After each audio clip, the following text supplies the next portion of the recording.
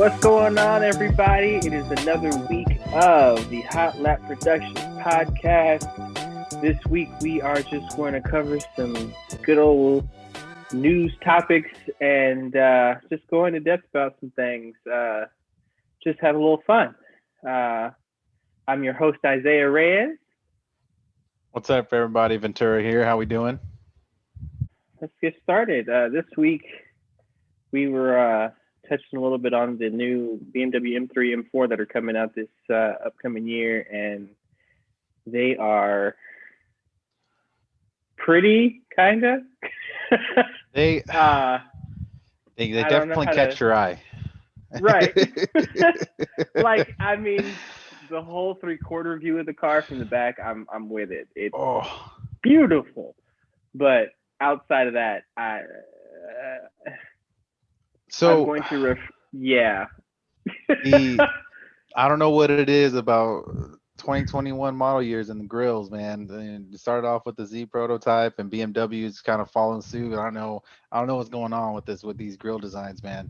So the excuse is the intercoolers. Everybody's like, well, we're going turbo, and we need the intercooler. You don't need the intercooler. I'm right. I'm like, we had turbo cars in the 90s. No one had issues with just the small grill. I mean, granted, they are pushing way more than they did back in the 90s, so maybe they didn't need all the airflow.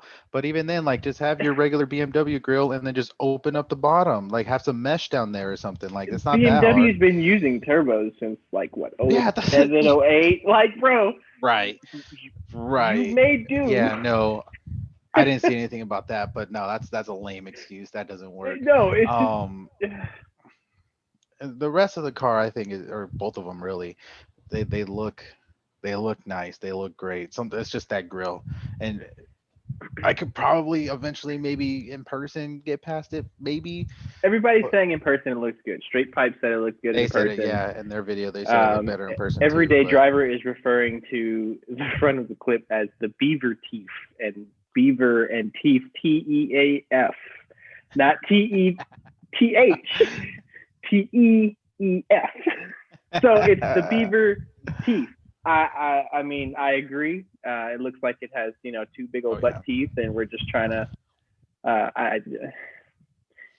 The kidney grills are just so iconic, and I feel like these are just kind of ruining it a little bit. Like they try to do like a play on it, and it ain't it. No, not at all. Not working out. My deal is I even with the beaver teeth, I'm sold on the M3 in that green. Oh, that green. That I don't know what the green is called. Let's see what it's called. The green is, it's just. Oh, when I that's actually what really grabbed my attention when I saw the thumbnail on my YouTube home screen. I saw that and I was like, oh my God, look at that green. Yeah. And I was like, oh wait, these are the brand new M3 M4s. Let's go ahead and watch this video. But yeah, I was just like, wow, that green. Not to downplay the highlighter yellow on that M4. I mean, that's a nice color too, but the green it's called Isle of Man green is what it's called, which if I had the cash to go drop on an M3, I have to get in that color. I don't care how great any other color is. I'm getting that color. I would change the interior versus what was in that video, just because I like dark interior colors because I'm gonna get it dirty. But but I mean, it is leather. That's fair. But it was inside the green. I think it was like a was it a orange? I think interior or something like that. It was a little weird, but that's just, I don't like flashy interiors like that anyways, unless it's the red seats in the Camrys. But yeah, no, it was, I definitely take that a tan. Green is. I would take a tan leather in that. That would look good. But I'm weird like that. I like. In that car. I thought you meant in general. Oh no. Man, that's the tan leather. Old man Cadillac coming out of you. No. I'm just saying, like, in that BMW with the green, tan interior would be pretty sick. I could deal with tan. And they're offering both of them in a manual, which is dope. You don't get the most powerful engine. You don't get so the competitions don't come with the manual. So because you can't get the competition, you're still only at 473 horsepower. Like, that's not a lot. I mean, You're pushing almost 500 horsepower out of a straight six. The competitions get 507 horsepower, but it's you can only get the 8 speed, which I mean Makes sense. I'm not upset. If it's the competition spec, you figure that's the one you're gonna want to take to the track.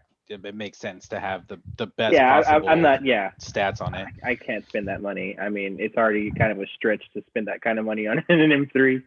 Um, but yeah, just the extra money to get the competition pack is a lot. Does it change suspension and stuff like that, or is it just pure performance? I think it's power. It's a little bit lighter because they put all the carbon fiber bits in those. They're still both really good looking. I'm not gonna lie.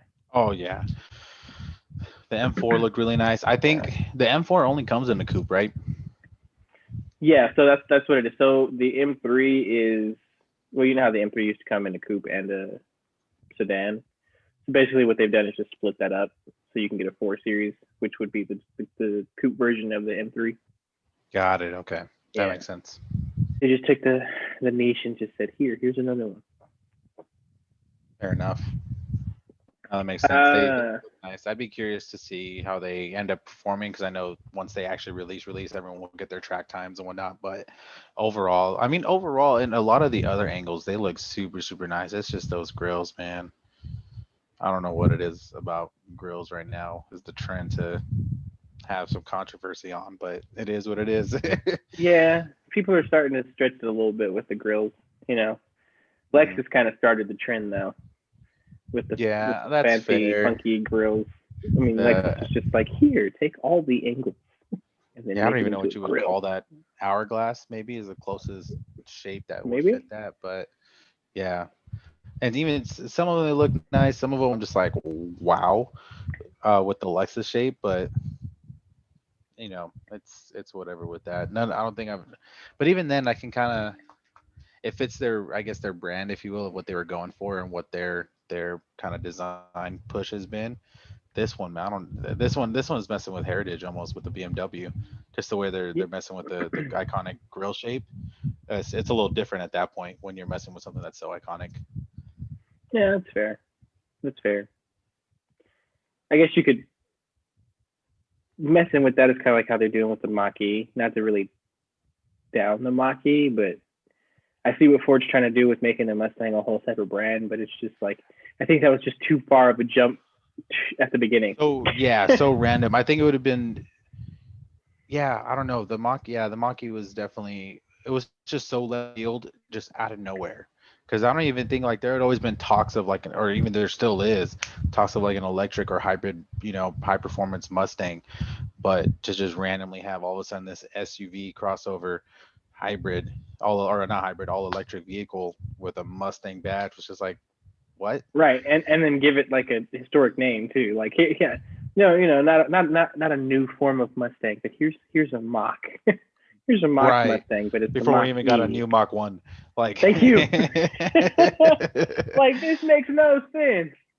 Hasn't seen a yeah, Mach 1 Mustang since 2003, but here let's new throw it on an Mach E. electric vehicle. That's not even a Mustang. I think it'd been No, different if like they had actually rolled out like an actual, even hybrid high performance Mustang, and then came out with the Mach E. At least that was like the yeah, the progression into it. You know what I mean? But that's no, true. it I just have seen I have seen the production version of the Mach E since, and because some it of the hasn't releases. fully officially released yet, right? Right, right. So I've seen like the closer to production model that they're going to release, and it actually looks a lot better than the concept did. I'm not going to lie. Um, the design flows better in person, and I think they colored it a little like they chose a lot better color palette. So they chose more conservative colors. I think they're probably going to do some wild ones later on, but I don't know. I guess we'll see what'll Hey, happen when it actually I drops. I don't I don't have an issue with the vehicle itself. I don't think I ever did. It was just the rollout and the deciding the name and stuff like that. That was all just very just out of nowhere, out of the blue. Didn't make sense. That I think was just for me was just like okay, what why like like that. I mean that's what it really was for me the whole time. I don't think I've ever had an issue because everyone at some point in time is going to go electric. It's just it is what it is, and we're going to have to deal with it as gearheads. But Yeah, yeah, it was just the rollout of it all that was just really head scratching. That's true. Yeah, I don't know. Hopefully they'll do better. Next is the 2022. It's no longer the GT, it's the GR86 and the BRZ. Um, we're supposed to get a turbo, maybe. That that vehicle, I am very interested to see what market that is actually going to end up attacking.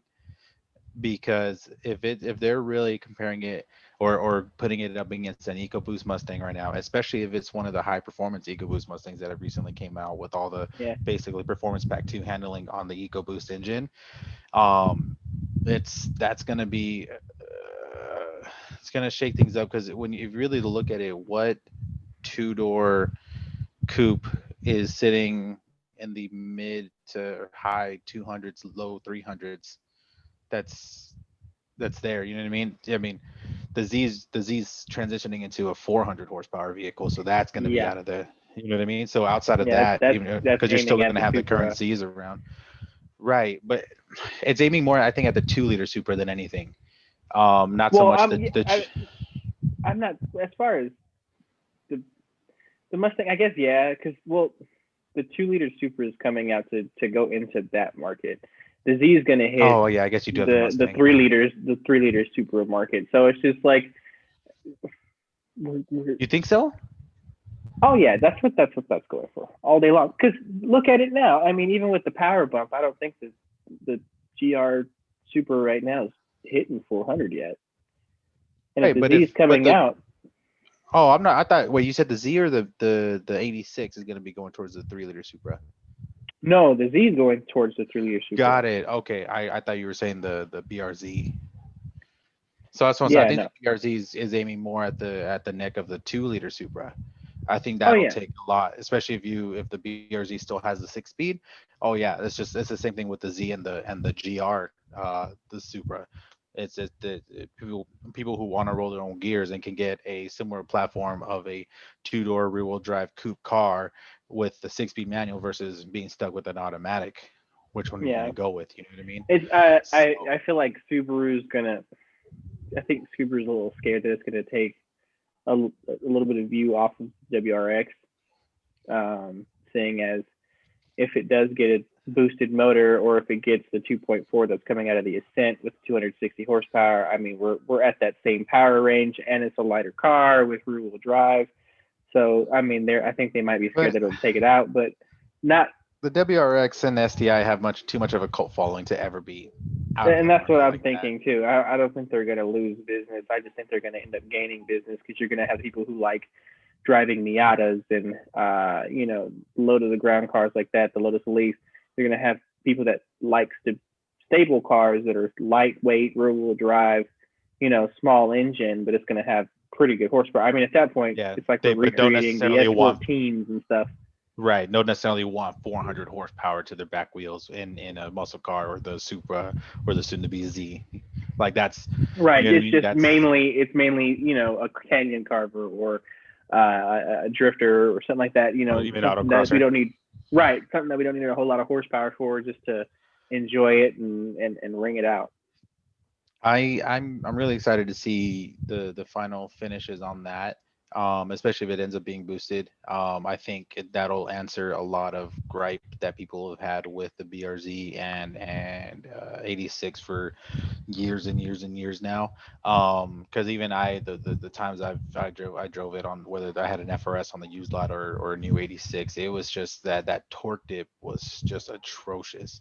Like it is just so bad, and it's unless you're taking turns, that car is just so not it to drive. It's just so boring. Like, you know what I mean? It's nuts. So that's gonna be really really interesting. Especially if, like I said, if they're comparing to EcoBoost Mustangs on a track, and to one of the track more oriented EcoBoost Mustangs, that's gonna be pretty legit. So, Yeah, um, I do think though that if that does happen, we do get the turbo in that car. It is going to outrun that Mustang. I don't care who you yeah, are, because I mean that chassis is so good that it outruns higher horsepower cars already in the corners as it is. So I think you you give that said thing a okay. little bit of a power bump. Oh, it's over with. To actually push through the corners a little bit more. Exactly. You know what I'm saying? You'll have the low end torque and the mid range power to get that thing moving, and it's just gonna roll. Yeah, that's going to be really interesting, um, to see how that works out. And like I said, I think it's kind of sucks that Toyota took so long to roll out the Supra, because now they've rolled it out into a heap of competition that they wouldn't have had 3, 4, 5 years ago. Yeah, years ago. You know what Yeah. I mean? Yeah, because with the Z coming at its neck, and now this BRZ coming at the lower trim Supra, it's definitely it's going to be a lot of competition going on there, that I'm pretty excited about, honestly. I know the fact that this is coming out makes me wonder if Mazda will give us another Mazda Speed Miata, and put a turbo on that on the new ZF model and I with the hard think I top. think That'd that be dope. almost I think that almost forces Mazda to at least consider it, because now the only competition they had, or I guess I don't want to say what's they're the Miata. You'll always have the Miata fanboys, but a lot of people who are looking at the Miata versus like a BRZ, because they want a light, small rear wheel drive car. Now we're gonna look at the new BRZ and like, especially if they're near the same price point still, they're gonna be like, why am I gonna get this 190 horsepower when I can get this 260 and still get everything I want plus the extra power, and it's boosted, so Yeah, I can, if I can put in easy mods, a tune, and push more. So I yeah. think I if mean, it there forces was them to do it. complaints about the current ND Miata. They were saying that it was low on power, and Mazda kind of answered that. They redid a revision on the motor, and it's better. It's a lot better. It's a lot more lively. It's a good car. My first drive with an Indy Miata, it's it's very very fun. Of course, I mean like all Miatas are because they're small and you're tossing it around town. You know what I'm saying? It's normal driving and it's already engaging. But I could see the need for power. But I feel like if they bring out this GR86 with the turbo and we even get TRD suspension models and things like that, or a BRZTS again. I mean, at that point, I feel like Mazda would have to come with it. Do At something. this point. Yeah, that they would have to do something, because that's really the only other small rear wheel drive roadster, right? Platform. That's really on the Yeah. road right now. Hmm. It's them and the BRZ, right? There's really no other. Pretty much it. Yeah, so they would, at that point, like I said, if it's in the same price point within, 2, 3, 4, 5 grand of each other, and because most people are going to finance anyway, so that's not changing their payment by month, or they have to put Yeah, an extra exactly. down, extra 500 grand down all day. There's no person, unless someone's just like, Miata is my dream car since I was 4 years old. Like, outside of those select few people, no one in their right mind, I would think, would pick, no, or not pick the BRZ and or 86 over the Miata at that point. So Mazda, I feel like, would almost have to at least consider it if they don't already have something in the works. Yeah. Yeah. There's no But way around it. I guess on that note, that would be a good transition into what we're also going to talk about with Mazda. Um, you're the one who has more of the info on that. You kind of told me about it, so I'll let you Well, I say. mean, it wasn't. I didn't really read it anywhere. I was listening to another podcast, Everyday Driver, and they had kind of touched on it and said that, which rumored that Mazda is about to bring out basically another Speed 3, a turbo model Mazda 3, Mhm. but it's supposed to have all-wheel drive this time. So that is exciting. I have very mixed feelings about that, which is why I didn't want to text that to you. I'd rather say it on here and get your raw reaction from it. Um, Having owned a Mazda Speed 3 for as long as I did, and doing what I've done in that car as long as I did, I I in general have a mixed bag, or mixed emotions about all-wheel drive when it comes to sports cars, or whatever the case may be. In the fact that if it's not done right, I feel like it can take away from not so much the performance aspect, but the engagement and feel that you get out of it. So what I mean by that is when we had a used, I think it was an 18 or a 19 WRX on the lot. Now, granted, I think you had mentioned there was something with the transmission or power plant in general that they changed. But when I drove that car had roughly around the same amount of horsepower as my Mazda, and I had literally had no fun driving that car. I punched it onto the highway. I rode all the way through, I think, fifth gear. I was at 90 miles an hour. And I was like, the whole time from 10 turning onto the freeway to that mark, I was just like, oh, cool, we're here. How, where? Like, and it wasn't even like, oh my God, we're here already. It was just like, oh, we're here. There was no fight in the wheels. There was no put me in my seat. It was just kind of there. And I don't even think it has to do with their all-wheel drive system. But if the all-wheel drive system that goes into the Mazda is some just random beefed up economy all-wheel drive system that's just there because to label it all-wheel drive, and it takes away from the feel, then to me I'm just like, why waste that extra body weight? But are you Well, really gonna say this about Mazda, who is the driver's company? I mean, I'm so the, telling the you, reason why they're the I had saw something about the current Mazda 3's all-wheel drive system when it got introduced. Being, I mean, granted, this is just the regular Mazda 3, so that's what I'm saying. I'm giving it the little caveat that they could completely just do a completely different all-wheel drive system. But it was one of those all-wheel drive systems that kind of just barely kicks in from 0 to like 20, just for people who live in snow to get moving, and then it cuts it off. The Prius all-wheel drive does the same exact thing. It just has an extra electric motor in the back that only works to like, I think it's 20 miles an hour and then cuts off. And so if it's something like that, I just feel like that's extra weight, extra nonsense put into the equation. Because to me, what made my Mazda so much fun, it wasn't the fastest car on the road. I beat a lot of things, and it was quick, but it's not fast. But what made that car so much fun was when I launched it. I had to fight the wheels like almost like I had a rear wheel drive car. Like there was just so much torque steer. There was just so much engagement that I felt from the front. By the time I got to third gear, I was just like, whoa. And then finally it leveled out. And at that point, I was just worried about making sure the rest of my shifts were tight. And if I don't get something like, then I don't have to fight the wheel. But if I don't get something an engaging experience like that, for me, it just, what's the point at that point? I guess is where it's at. And that's with any sports yeah, car. I get you. But I mean, driving all of Mazda's cars at this point, from CX-9 all the way to a Miata. I mean, I've literally driven all their cars, and I cannot say I have not had fun in any of them, because it's just like all their chassis are very well set up. Their suspension settings are really great. It's good enough for around town, but it's still tight enough that you can have fun in the corners.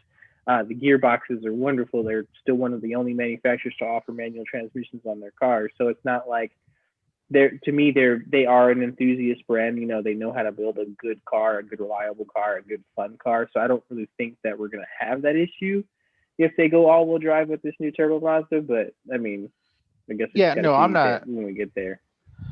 I'm not trying to be like the Debbie Downer, or like the person against them. I'm just not gonna get my hopes up in the way that would let me down if should it come out and it not be essentially what I'd want that to be. You know what I mean?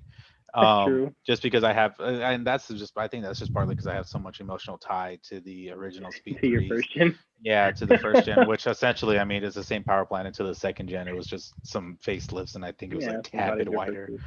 Yeah, but power plant wise, it was the same exact thing, same motor, same transmission, so, and same torque steer. Right. So yeah, so I mean, that's just, I really hope that it still ends up and get an engaging experience. And I guess you're right with the only experience I have is driving the IEA, which was a Mazda 2. I haven't really driven anything else, so I can't. I'll take your word on that as far as them having the chassis and suspension setups. But I don't know. I want to. I'm leaving some room for lack of better words, disappointment, just so that way I don't get my hopes up and then it just end up not being what I want it to be. That's true. I don't know. That's I hope this is the beginning of a Mazda Speed comeback. I mean, if we get a Speed 3 again, who's to say we won't get a Speed 6? And six. you know what I'm saying? I can dig That, it. And even then, really just their transition back into the sports world too.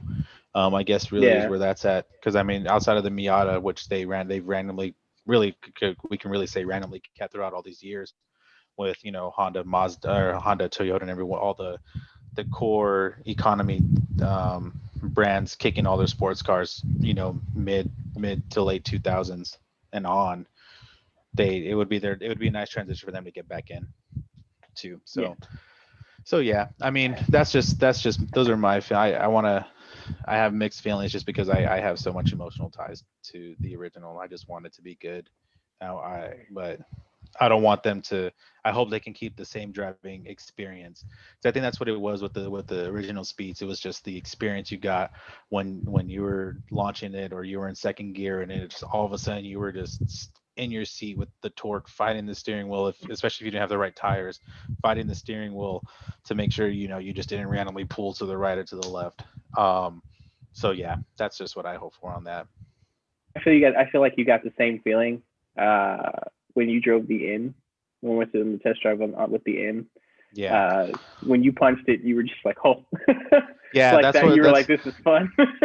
that's what I mean. I told you and the sales guy like that felt like I was at home. I think the only difference was that, and I think that was more because of the LSD than anything in the front, was there wasn't as much torque steer. But as Mhm. far as the engagement from first through second through third, it just felt really really like I was at home. I said it was like I was That at that was. home. I'm not gonna lie. That car is very well engineered. They did really good on that car. I I mean, me being a Hyundai guy aside, I mean, they really put together a mean car. It's just it goes so well. It goes Yeah, so well. they did a really good job with the Veloster for sure. I do have to say, like, mixed feelings with you and the Mazda 3 aside, it is definitely a good time to be a car enthusiast. We're seeing all the cars coming back. We're getting more sports oriented cars, whether it be SUVs all the way down to economy cars. So I don't see this stopping. I mean, Dodge is throwing the Hellcat engine in pretty much anything they own. Uh, Ford is starting to come a little, since they got rid of all their cars. We do have just the Mustang, and the Mustang is coming out in a bunch of variants here soon, so that's going to be fun. Chevy's doing great things with the Camaro, but they're still rumoring to stop production, but that seems like it's been announced every year, and they just keep rolling them out. you know? I don't think I understand why the first time around they or not I don't want to say the first time around in the 2000s when they stopped making it. I get why they did then, but I don't think right now is the time to do it. I don't see Right, to why. pull out If like there that, was yeah, there's just yeah, no point. if there was any point to have done that, it would have been in '08. Well, no, they weren't even out in '08, were they? Yeah. Mm-mm. They So were then they yeah, were no. already in yeah they were already in design point, so they still released it anyway. Right. So then yeah, no, that would have been the only time, but they were already out of production at that point, just when that recession hit. But I mean, COVID aside, I don't think there's no reason to. I don't think. I No, think especially with the C8 coming out, unless I don't know. I don't know where Chevy's going at this point.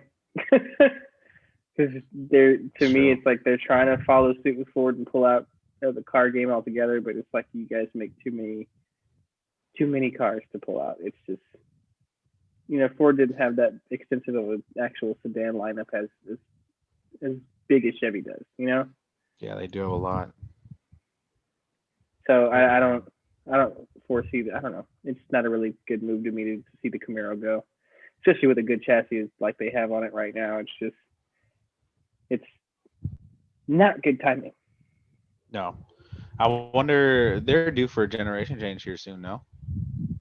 Uh, yeah, Oh no, kind because of. what the 16 started in 16, right? Yeah. So I mean, yeah, yes and no. I really the 16 is doing so well. It's not really due for a refresh like that. Plus, they just did the redesign 2 years Or ago. what 19, right? 19, Yeah. and then So I again. wouldn't really. Maybe. But how much further could you Well, so I go mean, with the Camaro? So did the Mustang though, and Mustang changed their facelift in 18, and within 2022, the next generation Mustang is gonna come out. So I mean, it's I so don't need Ford to be the only people producing decent muscle cars because well, I can't even say muscle cars anymore because they're not really muscle cars. They're really pony cars more than they pony are muscle cars. cars Yeah, now. yeah. Because Dodge is they the only are one very keeping good true to the track muscle cars. car. Exactly. Yeah, you can't. They're, And then I understand the Dodge is Dodge is like try to stay so like, hey, we're original well, I mean, muscle cars, but you know, they can we not be 5,200 pounds? You know, can I they're can I have a decently sized car? they're surprisingly still doing well though. I would think. I still feel like I see newer ish Chargers and Challengers everywhere. It appeals it appeals to our generation. I'll just put it that way. You know, Yeah. what are we? Gen Y? Yeah, No, we're eating we're up. millennials. I'm a millennial. Are we? Oh, well, yeah, because you're 94, you old bastard. 95. But yeah, no, I think I'm at the very end of millennials, and then I think you're technically Gen Z. Gen Z, whatever it is, Y, Z, L, M, N, P, Um, Q, R, S. but yeah, I think a part of it too is like that it'll appeal to the people who want a sports car feel but aren't necessarily going to do anything with it. You know what I mean? Yeah, So you know, they because they're just they offering the looks on the V6 now, and I'm a little upset because my Charger's an RT and it looks like a rental car. Well, all these V6s are rolling around with this wide body, wide and body. I They're putting the wide body on everything. I will I'm say just that like, bro. the Scat Pack with the wide body in that Oh, army it's green, pretty. in that Oh, it's army green, pretty. bro, with those 5-spoke Y wheels, I think is whatever they're Yeah, called. yeah. I'm gonna be honest. With Oh, give me any Mopar right now with any of their color combinations, I'd be happy. Jeep, they're Dodge, making nice looking cars, Ram. man. Give me a Dodge Caravan with the right color combination. I still roll with it. I mean, like they're still decently looking cars. I'm not gonna lie. They run crappy, and I'm gonna have to get rid of it by Yeah, 60,000 miles. But besides that, I mean, they're good looking. I mean, if I needed to lease something for a couple months, I ain't right. gonna say I wouldn't get one. Yeah, so I think that's where that's at. Because I was thinking about it, like if I were ever in a point where I just wanted somewhere I can just not necessarily take through turns, but I just want to randomly yam my foot down into the gas pedal and go somewhere. That's the market for that. If Yeah, not outside of that, be comfortable everywhere else I'm rolling and have a nice interior and a good looking car yeah. outside. That's their market. Dodge's interiors have come Oh a man, they're so long way. oh yeah, absolutely. But yeah, when I rented that Charger, I think it was in 17 or 18, I was comfortable, so comfortable all the way to El Paso and back. I was just so comfortable. And I think it was the V6. So I mean, it wasn't at the time for what compared to what I was driving, it was fast as hell. But I mean, um 300 horsepower isn't terrible. yeah, because I think at the time I had the Sentra or the Buick. It was one of the two. So yeah, so but it was super comfortable. The interiors are laid out nice. Their screens always look amazing. Interior lighting's always good. Everything is just always in a comfortable place. So you get the comfortability for someone who isn't into cars exactly like us, or doesn't want to push the cars like we would. As hard, yeah. That's where they're gonna fit right there. So I Yeah, mean, I they mean, I know Dodge wouldn't do this, but if they wanted to get very performance oriented, I mean, they could figure out a way to shed some weight on their chassis and at least on the Charger, the Challenger.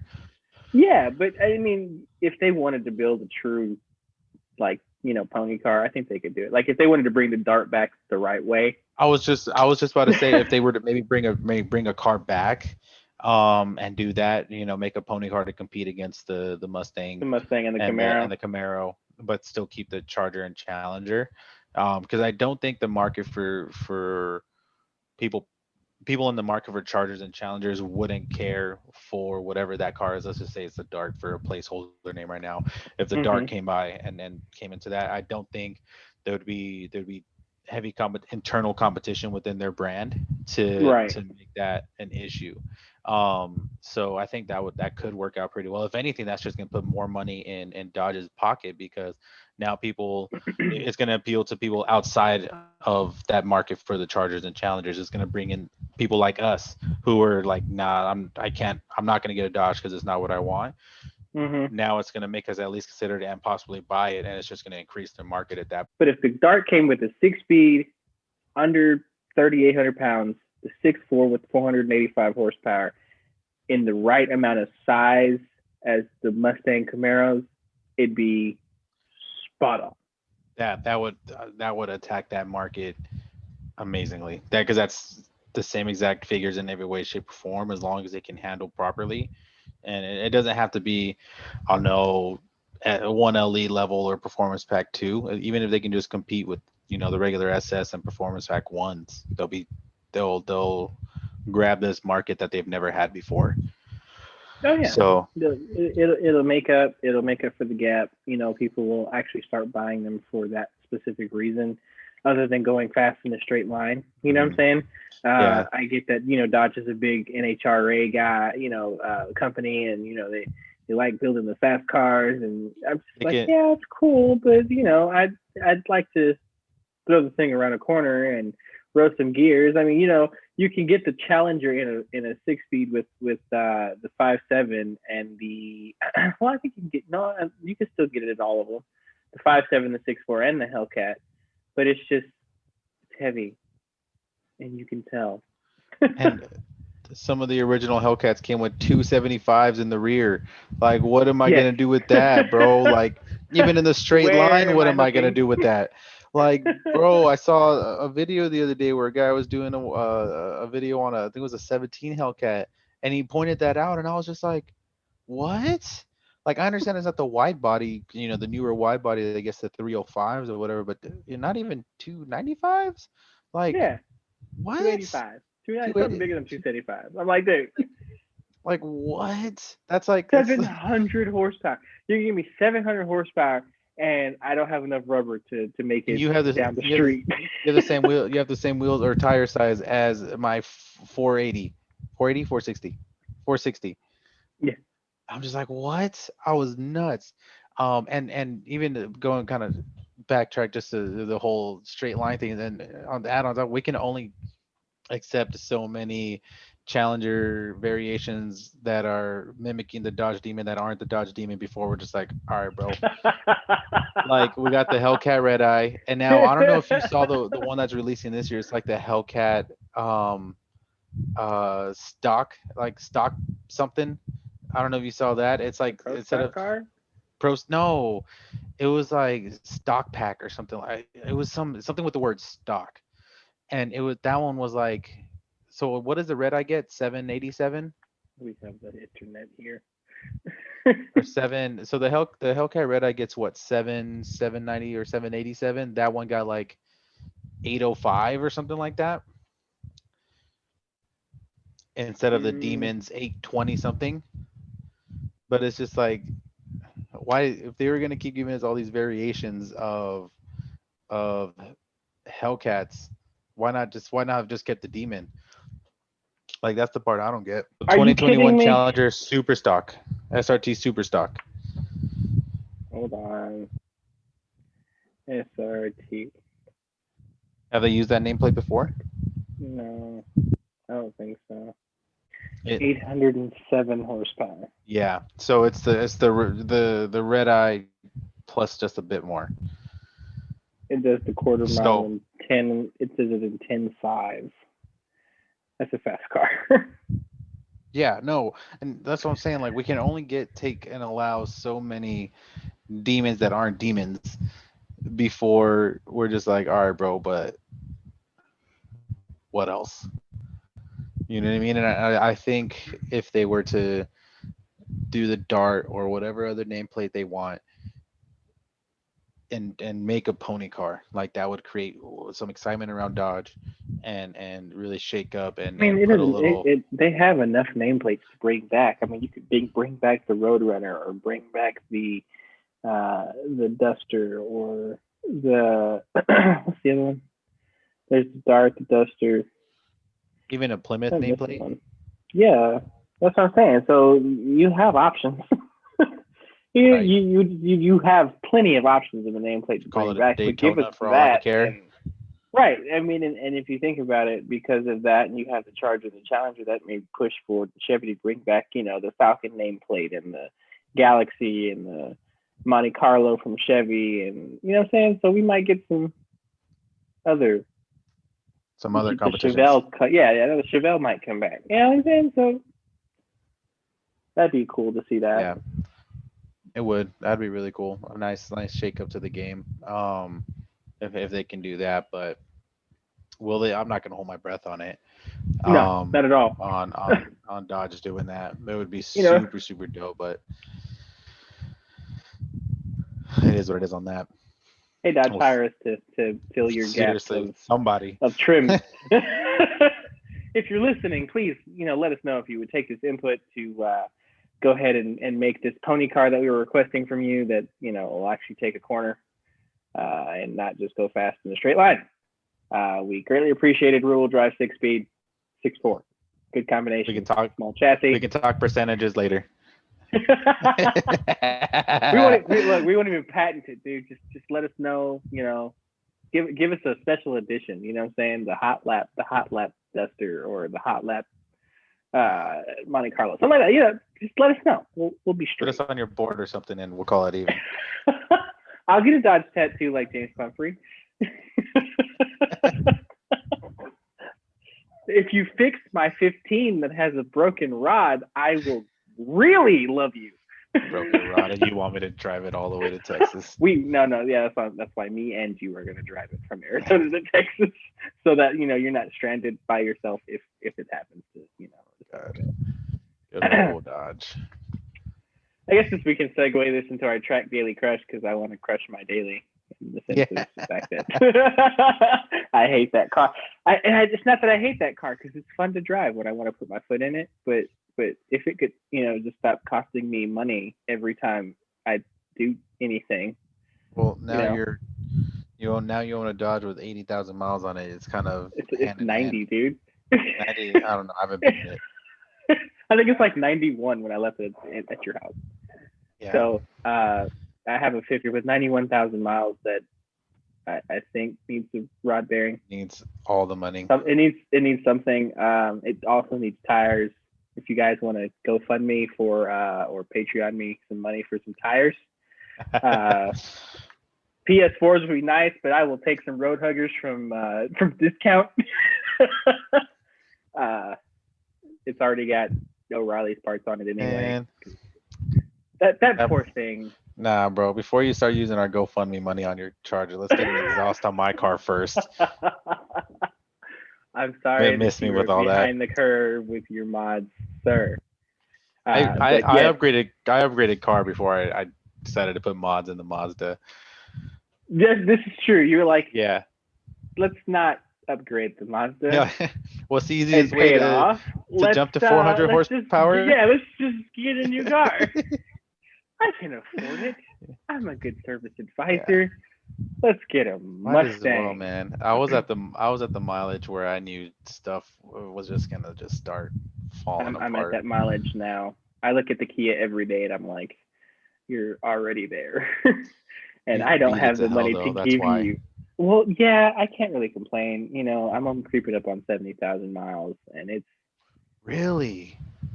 Yeah, I'm still on the original brakes. The original clutch has taken a fair beating from all the wonderful horsepower from all the E30 pulls. The tires are brand new though, so that also makes me not want to get rid of it. But it needs new headlights because they're faded and cracked now, and it needs a front bumper, and I'm probably going to need rear struts here soon. So it's getting old. This is why I wanted to get rid of it last month. And that fell through. Because I was like, hey, I can get a new car and I won't have to put like $4,000 in mine. Because I got to get a clutch too. And a flywheel. And a retune after that. Good thing you work for Kia now. I know. I'm like, if I would do that, I might as well get an intercooler. And yeah, see, it's just it racks up too much money too quick. When you start thinking like, well, I might as well do this at the same time. I might as well do this at the Yeah, same time. and When then you it start starts like adding, it's eating at my project car money, and I'm like, but I want to get the project car before I start putting the money in. But I'm like, I can't not put the money in it because it's my daily driver right now, so I have to drive it to work.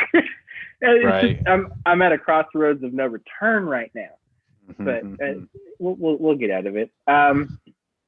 Our first track daily crush this week is the Fiesta ST, Fiat 500 Abarth, and the Veloster Turbo R Spec. This one was way too easy for me. Really? All the way.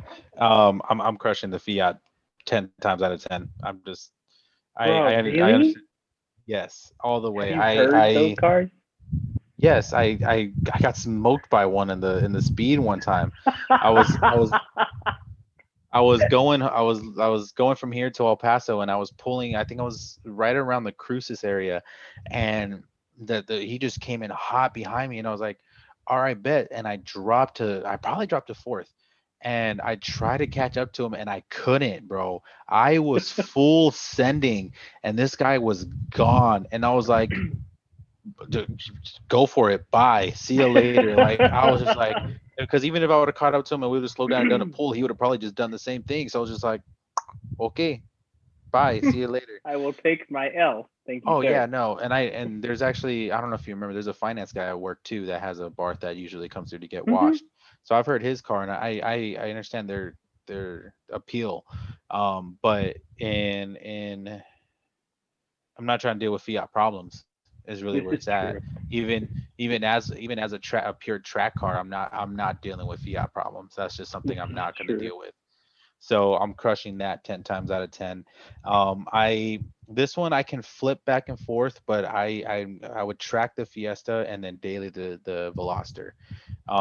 I would track the Fiesta, and what really was a deciding factor to track versus daily the Fiesta is there's so much more aftermarket for Fiesta than there is of a Veloster. So whatever I Yeah, want to turn the Fiesta into or what I need for it, I'm gonna be able it'll to be find. available. Yeah, It'll be available versus the that's Turbo versus the true. Veloster. I'm just like, I gotta really either not it's not gonna exist what I want out of it, or I'm searching and searching, or MacGyvering something to make it happen. And possibly there could be stuff more now that the Velocity's been out for a while. But yeah, I was just like that's where that would be my daily, because I can put simple mods to make it a little quicker on the road. But as far as the mods I want to track it, Fiesta's gonna win out. So that was a deciding factor on that. Yeah, and that was my practical, like, if I real life had to make that choice. But all bars aside, if this is me and I don't have to worry about my wonderful children, uh, I'm crushing the Veloster as much as I'm a Hyundai fanboy. Because I really enjoy the new styling, but the 1.6 isn't that great anymore. Um, the Gen 1, Gen 2 Gammas were absolutely wonderful. This new Gen 3 is okay, but it's kind of, I mean, it's very just wheezy. It's not really punchy like the old ones were. And even with their independent rear suspension, still crushing it. I would track the Fiesta like you, sir, and I would daily the Abarth just because it makes the pops and gurgles and that noise. And they have that available convertible cabriolet version. Fire. Would have one of those in black and white combination and daily that. That's fair. I can see that. But I guess no real life money or complications included. Yeah, I guess that makes sense. But I don't know, man. Still, at the same time, I'm not trying to deal with fiat problems. That's just No, yeah, the whole I'm an adult and I have to spend my money, and this is an investment. Me is, yeah, I'm dailying the Veloster because 10-year, 100,000-mile warranty, and it's a Hyundai. It's gonna run. The interior's nice, and I know the 1.6 game pretty well. So if I want to make it quick, I can. The Fiesta is, yes, you're right. It is the track car because it's got the entire mod community on its side. So if whatever you want to do with that car, basically you can. So I'm with you there. Real life. Well, let me rephrase that. Real life me is with you there. Yeah. No bars held me. Totally dailing that Fiat because who doesn't want to listen to that all day? That's fair. I'll give you that. Next one, we've got the wonderful S2000 BMW Z4 3-liter, so not the M car, the top of the range model, and the current Indy Miata.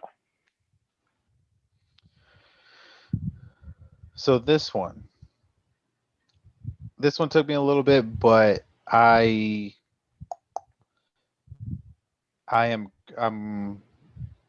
crushing the Miata.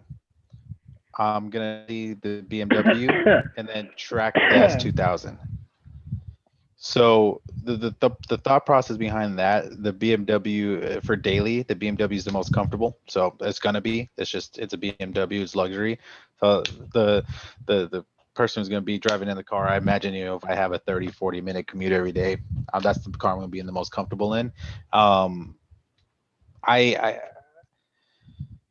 Yeah, so that's where that is. As far as picking whether the Miata, no matter what, and no matter what scenario, the daily it's going to be the BMW. Now, as far as picking which one I was going to crush and which one I was going to track, in the mindset of I have all the money and just all the ability to do whatever I want to these cars.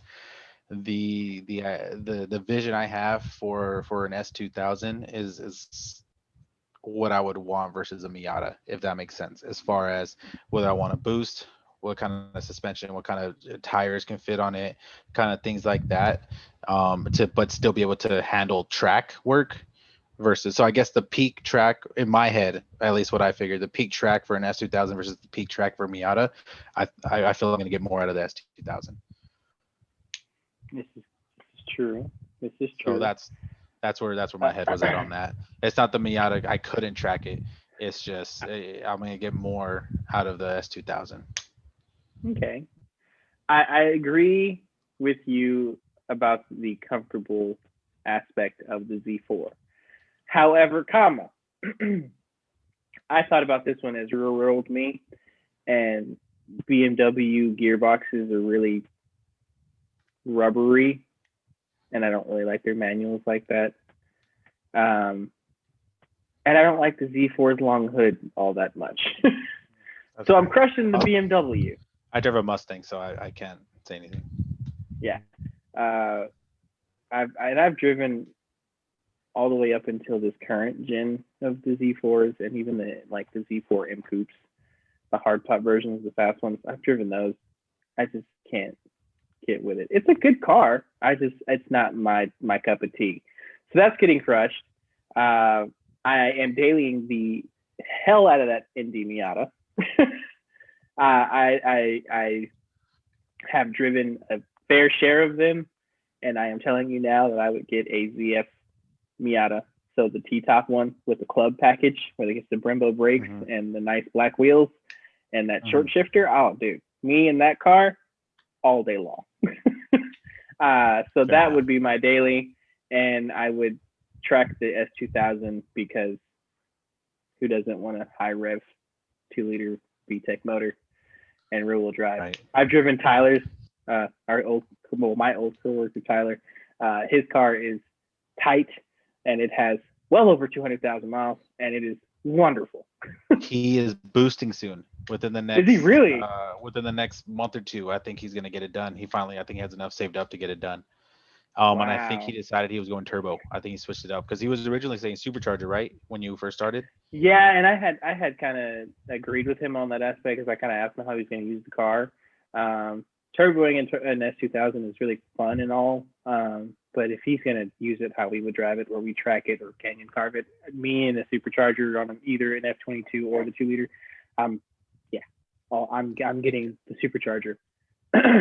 I don't know if he changed his mind on what he wants to use it for, but yeah, I think he decided he was doing turbos or turbo, excuse me.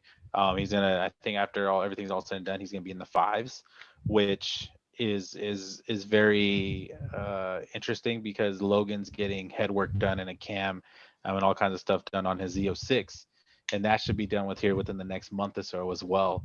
And he actually today just told me he bought slightly used headers and catback exhaust. I think Corsa, if I'm not mistaken. Ooh. Yeah. And so once everything all said and done with that tune, I think he's gonna be. I think he said in the 6 or 7s. I think 7s. He should be in the sevens, yeah. Yeah, 700s, and the respectively power to weight ratio on both, once both are done, is very, very close.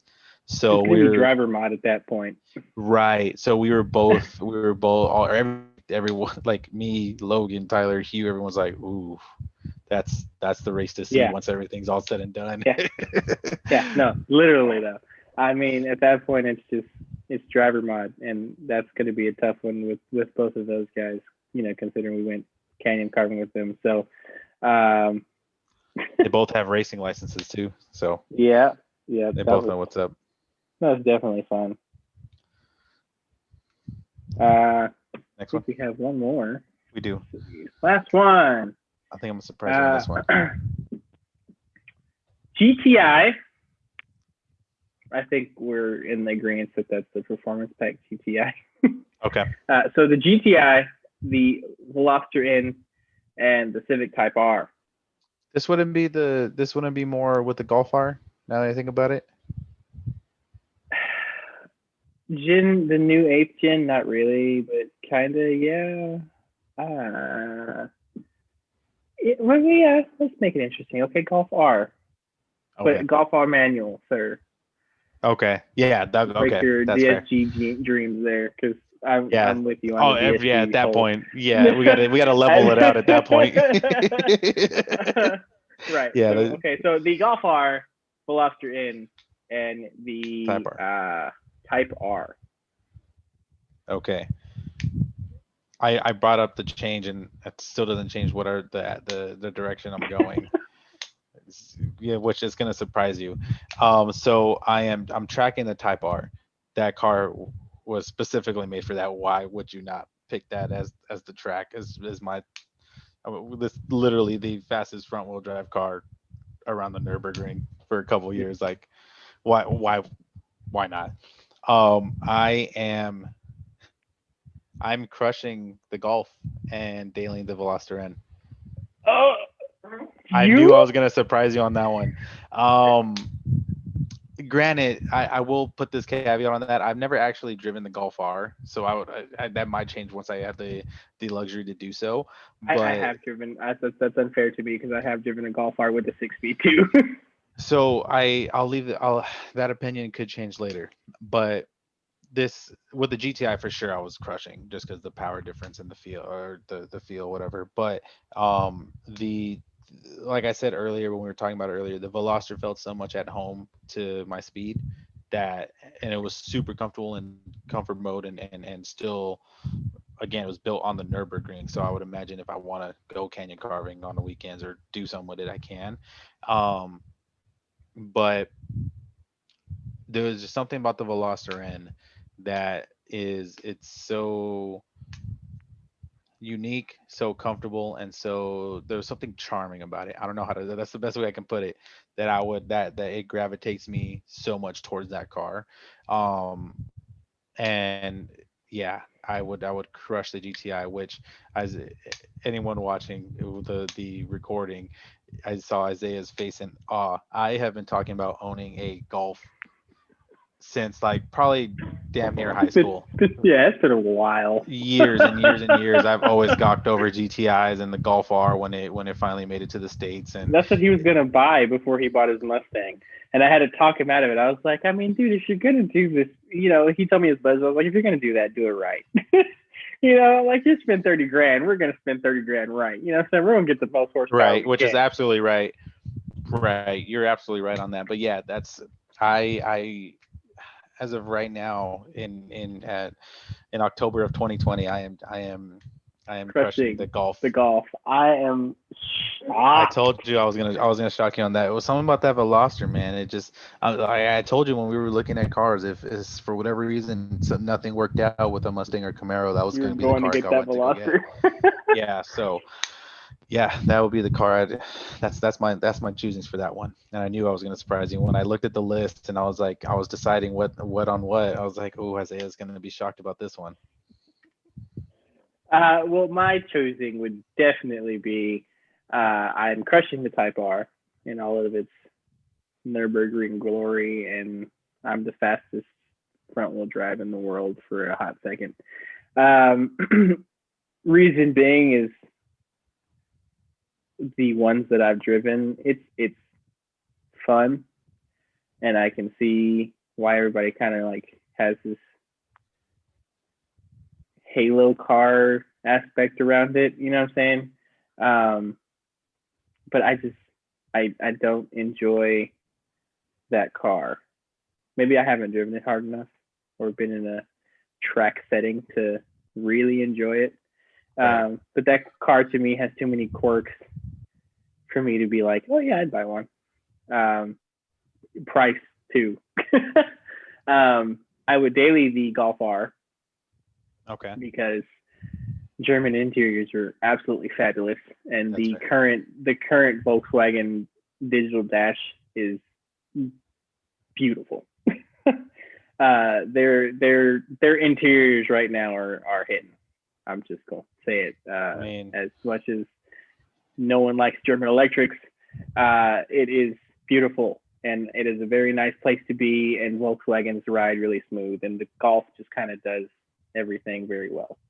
when Audi is your sister company, I would imagine it would have to be. This is true. Yeah. It's true. And coming from Audi ownership, the interiors are wonderful. Even that old Q7 we had. I have to admit, it's just they age well. They really do. So yes, I would daily the Golf R, and then I would track the Veloster in all of its Nürburgring honed glory, because why not? That's fair. Yep. I can respect that. Oh yeah. Well, everybody, that is the end of tonight's podcast. We greatly appreciate you all listening. Follow us on Facebook at HotLap Productions, Twitter at HotLap Pro, and Instagram at HotLap_Productions. We post there regularly. This upcoming week, we're actually going to do vlogs of our cars to release the same week as the next podcast. We're planning a lot of things already that are going to take place, so this is about to get really fun. So like and subscribe and share the podcast, and we'll see you next week. Later, everybody.